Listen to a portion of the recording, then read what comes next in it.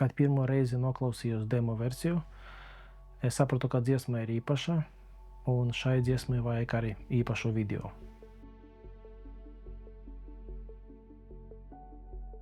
Šeit es varu izpausties, izmēģināt dažādas tehnikas, gan pastrādāt ar zaļo ekranu, gan pastrādāt ar mākslīgo intelektu, gan tradicionāla filmēšana un to visu apvienot vienā stāstā.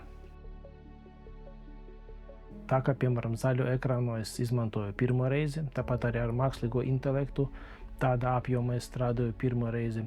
Protams, ka pastāvēja liela iespēja, ka būs kļūdas. Un, dažas kļūdiņas bija, bet tās baigi neietekmēja gala rezultātu, tāpēc es uzskatu, ka sanāca diezgan labi.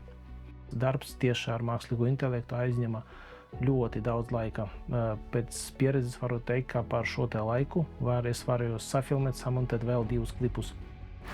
Paldies Biķis vīram Pēterim, kuram izaicinājums bija ārkārtīgi liels, lai radītu to, ko tūdaļ jūs redzēsiet. Gan dziesma par dvēselīti, gan videoklips absolūtā pilnatskaņojumā. Baudam!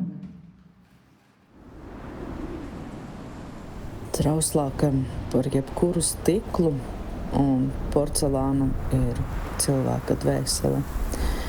To viegli ievainot, bet grūti izdziedēt. Tam nelīdz zāles, vien mīlestība.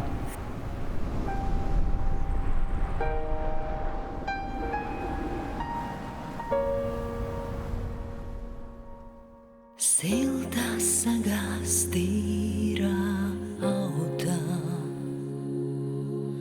dvēselīti ievīstīt, kājām mīta vārdiem šautā, tā nevar mieru izbaudīt.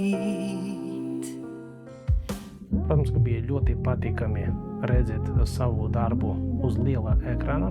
Tas ir tādas īpašas sajūtas, protams, kā dopamīns, ka es to izdarīju, un, protams, kā gribas vēl darīt, filmēt kaut ko tādu, ko atkal var parādīt plašākai publikai. Gaismu sev un dzīvi